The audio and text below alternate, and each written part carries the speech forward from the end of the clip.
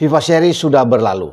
Kita sudah tahu bersama bahwa hasil pertandingan di partai puncak antara timnas kesayangan kita menghadapi Bulgaria berakhir dengan 0-1 untuk Bulgaria, dan gol sematawayang Bulgaria diciptakan di menit ke-38 oleh pemain mereka Marin Petkov melalui titik penalti setelah ada sentuhan yang tidak begitu keras dilakukan oleh Kevin Dix terhadap Dimitrov di babak pertama, dan wasit sebenarnya tidak mengindahkan waktu terjadi pelanggaran, tetapi kemudian dipanggil dan oleh VAR, dan melihat VAR akhirnya memutuskan untuk terjadi penalti. Kevin Dix sempat memprotes hal ini, termasuk dengan pelatih John Herdman untuk menanyakan ini, tapi setelah melihat VAR, wasit tetap dengan keputusannya itu ada sentuhan. Ya, meskipun tidak keras tetapi tetap ada sentuhan di kotak penalti, dianggap itu sebuah pelanggaran dan mengharuskan Bulgaria mendapat penalti, dan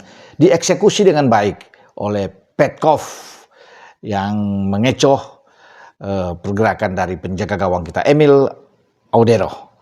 Oke, setelah FIFA Series ini tentunya banyak hal, banyak catatan yang harus menjadi PR bagi John Herdman ke depan, karena memang ini masih 2 pertandingan. Ya, tentunya tidak banyak berkumpul, langsung bertanding, tapi John Herdman setidaknya sudah meletakkan suatu cara bermain yang baik bagi timnas kita buat Jai Ises dan kawan-kawan. Kita tidak tampil jelek, kita bermain bagus, bahkan kalau saya melihat pertandingan dibandingkan dengan kemenangan kita lawan Saint Kitts dengan 4 gol ya pada tanggal 27 yang lalu, itu jauh lebih bagus saat kita menghadapi Bulgaria. Peningkatan luar biasa ya, bagaimana kepercayaan diri dari pemain-pemain kita, mendominasi, penguasaan bola juga sangat bagus ya, memaksa Bulgaria untuk bertahan lebih banyak ya. Ini di luar perkiraan sebenarnya, dan saya berpikir sebelumnya bahwa Bulgaria akan coba untuk bisa menekan, mengontrol permainan ya, mempressing dengan tinggi, tapi ternyata itu tidak jalan buat mereka. Mereka memilih, apalagi setelah mencetak gol, mereka lebih ke belakang, mengamankan skor 1-0 ini untuk tetap sampai pada akhir pertandingan, dan itu ternyata terwujud buat Bulgaria. Ya, mereka coba untuk menahan di tengah, disiplin yang dibangun oleh pemain-pemain tim asuhan Alexander Dimitrov ini sangat bagus sekali. Ya, membiarkan kita tentunya penguasaan bola yang baik, tetapi ketika masuk ke sepertiga lapangan ke tengah selalu mentok. Ya, seperti ada benteng yang sangat kuat dibangun oleh pemain-pemain Bulgaria untuk tidak memberikan ruang sedikit pun untuk pemain-pemain depan kita untuk bisa menciptakan peluang. Memang sedikit peluang, tetapi bukan berarti tidak. Peluang itu ada, ya, terutama dengan 2 kali kena mistar itu kan, di menit 71 kalau nggak salah dengan 86, dari Ole Romani lob kena mistar, dan juga dengan pergerakan ke dalam yang dibuat oleh pemain belakang Rizky Ridho, yang tembakannya sempat dibawa membentur mistar gawang. Tapi di sini tetap ada catatan penting bahwa penyelesaian akhir dari pemain-pemain depan memang masih terlihat kurang di sana. Mengandalkan dengan hanya Ole Romani itu sangat berat.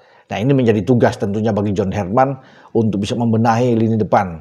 Karena yang menjadi masalah selalu buat kita adalah penyelesaian akhir. Tidak mungkin hanya terus bergantung terhadap Ole Romani. Bagaimana kalau dia tidak bisa bermain? Misalnya ada akumulasi, ada cedera, kan ini akan menyulitkan. Walaupun kita memang punya Ragnar di depan, tetapi sudah harus bisa memikirkan ke depan. Ini tugas bagi John Herdman ya, untuk melihat pemain-pemain potensial baik yang ada di Liga Super kita ataupun yang ada di luar. Lain halnya kalau kita sudah mendapatkan tambahan pemain naturalisasi untuk kekuatan di lini serang, misalnya contohnya dengan datangnya seorang di Sandbergen ya. Dan Sandbergen ini bisa masuk pemain dari VVV Venlo, ya tentunya akan menambah kekuatan di depan ya. Lini serang di sektor gelandang serang juga kita memang kurang pemain yang kreatif di sana untuk memecah kebuntuan, ya bisa masuk penetrasi ke dalam. Ya, sayang memang kita kemarin tidak punya Kakariki Kambuaya yang tidak masuk dalam tim, ada Esra Walian. Sebenarnya kita perlu pemain-pemain seperti ini untuk bisa masuk ketika kita buntu, sulit untuk bisa mendobrak pertahanan. Harus ada pemain-pemain yang oke, tapi oke ya, itu menjadi urusan bagi pelatih. Siapa tahu untuk di next nantinya ada FIFA Matchday di bulan Juni, ada Piala AFF nantinya di bulan Juli Agustus. Ya, Kakak Ricky dan juga Esra bisa dipanggil kembali dan masuk di tim nasional kita. Tentunya punya ada Coach JH punya rencana ke depan. Tapi melihat dari hasil FIFA Series ini, sudah terlihat bahwa John Herman bilang bahwa tim nasional kita itu punya identitas yang kuat. Dia senang ya bermain dengan sepak bola yang lebih rapi, ya kita bermain dengan lebih teratur, lebih enak di dalam passing-passing, tapi tetap ya kita menjadi kesulitan di penyelesaian akhir. Ya itulah yang membuat yang saya bilang bahwa harus dipikirkan sesegera mungkin, secepat mungkin untuk menambah kekuatan di lini serang kita.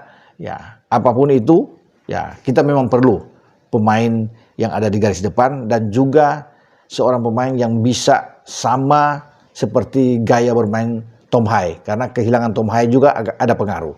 Kita tidak punya motor ya di tengah untuk bisa mendistribusi bola dengan baik, karena gelandang-gelandang kita lebih pada gelandang-gelandang dengan style bertahan yang kuat. Mau Joe Pelupesi di sana, mau Verdong yang didorong ke tengah atau Ivar yang masuk, ya itu tetap sebagai pemain-pemain yang lebih bertahan ya. Sebelumnya juga sudah dicoba dengan Jordi Amat yang didorong lebih ke depan, tapi kita butuh orang yang lebih sebagai gelandang serang ya untuk pertandingan ke depan.